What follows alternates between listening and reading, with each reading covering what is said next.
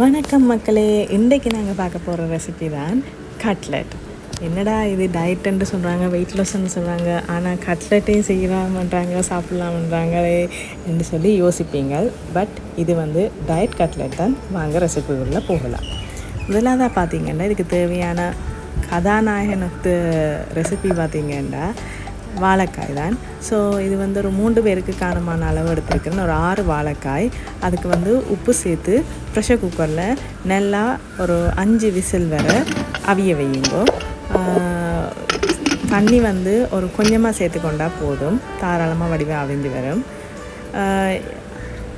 அதுக்கு பிறகு இதுக்கு பொடிசாக நறுக்கின வெங்காயத்தை சேர்த்துக்கொள்ளுங்கோ. அடுத்ததாக இதுக்குள்ள சின்ன வெட்டின பச்சை மிளகாய் மற்றும் கருவேப்பிலையும் சேர்த்துக்கொள்ளுங்க. இப்போ ஒரு 5 விசில் விட்டு ரக்கினீங்கன்னா நீங்கள் அவிச்ச இந்த வாழைக்காய் நல்லாவே அவிஞ்சு நசீர பதத்துக்கு வந்துடும். ஸோ நாங்கள் இந்த ரெசிப்பியில் உருளைக்கிழங்குக்கு பதிலாக வாழைக்காயை பயன்படுத்துகிறோம். ஏன்னா உருளைக்கிழங்கு கூட ஒரு கார்போஹைட்ரேட் சத்து தான். அது உங்களோட உடம்பு வெயிட் லாஸ் ரெண்டு வரைக்கில் அது கொஞ்சம் வெயிட் லாஸை டிலே ஆக்கும். ஸோ அதுக்கு பதிலாக நாங்கள் வாழைக்காயை பயன்படுத்திக்க அது எங்களுக்கு எங்களுடைய வெயிட் லாஸுக்கும் சப்போர்ட் பண்ணும். ஸோ இதுக்குள்ளே நீங்கள் உப்பு, மிளகுத்தூள், மற்றது எலுமிச்சம்பழம் புளி சேர்த்து அவங்களோட அளவுக்கு ஏற்ற மாதிரி சேர்த்து நீங்கள் பிணைஞ்சு சின்ன சின்ன உருண்டைகளாக பிடிச்சி கொள்ளுங்க. ஸோ இந்த ரெசிப்பியை பார்த்தீங்கன்னா இப்போது எங்களுக்கு ரொம்பவே ஆசையாக இருக்கும் இப்படியான சாப்பாடுகளும் சாப்பிட்றதுக்கு. ஆனால் வெயிட் லாஸ் வரைக்கும் சாப்பிடலான்னு சொல்லி நாங்கள் சாக்ரிஃபைஸ் பண்ணி பார்ப்போம். ஆனால் இப்படியான முறையில் ஆல்டர்னேட்டிவ்ஸை பயன்படுத்தி நாங்கள் செய்து சாப்பிட்டு கொள்ளலாம். ஸோ இந்த கட்லெட்டை உருண்டை பிடிக்க நீங்கள் கையில் தண்ணியால் கழுவி உருண்டை பிடிக்கும், இல்லாட்டிக்கு ஒட்டி பிடிக்கும். ஸோ அதுக்கு பிறகு இதுக்கு துவைச்செடுக்கிறதுக்கு நாங்கள் அந்த மிக்ஸை செய்து கொள்ளலாம். இதுக்குள்ள கோதுமை மாவு ஒரு 3 டேபிள் ஸ்பூனும், அதுக்குள்ள கொஞ்சம் உப்பு தண்ணியும் சேர்த்து நீங்கள் நல்லா கட்டி இல்லாமல் அடித்து கலந்து கொள்ளணும்.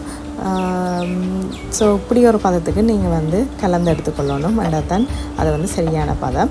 இதுக்குள்ளே நீங்கள் பிடிச்சி வச்சுருக்கிற இந்த உருண்டைகள் இருக்குது தானே, அந்த உருண்டைகளை நீங்கள் துவைச்சி எடுத்து ரஸ்க் தூள் இருக்குது தானே, ரஸ்க் தூளை நீங்கள் துவைச்சி எடுத்தீங்கன்னா சரி, கட்லெட் பொரிக்கிறதுக்கு ரெடி ஆகிடும்.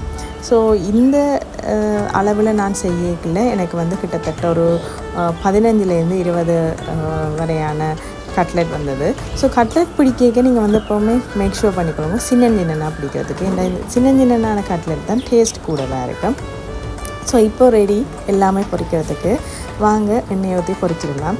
ஸோ இதில் இன்னும் டயட்டில் கன்சர்னாக இருக்கிறவங்க என்ன செய்யலாமுண்டா, இதுக்குள்ள இதை ஏர் ஃப்ரையரில் கூட பொரித்து எடுத்துக்கொள்ளலாம், இல்லை இந்த எண்ணெயிலையும் பொரித்து கொள்ளலாம். அது உங்களுடைய விருப்பத்தை பொறுத்தது. பட் எண்ணெயை கூட நீங்கள் மரக்கறி எண்ணெயோ பாம் ஆயிலோ பயன்படுத்தாமல் தேங்காய் எண்ணெயில் செய்து சாப்பிட்டீங்கன்னா இன்னும் நல்லா. இல்லாத பட்சத்தில் நீங்கள் ஏர் ஃப்ரையர்லேயும் பொரிச்சு எடுத்து சாப்பிட்டுக்கொள்ளலாம். அதுவும் ரொம்ப டேஸ்ட்டாக இருக்கும்.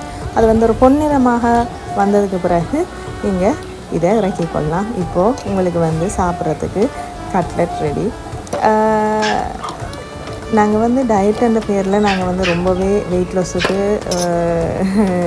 லாஸுக்காக சாக்ரிஃபைஸ் பண்ணுவோம்.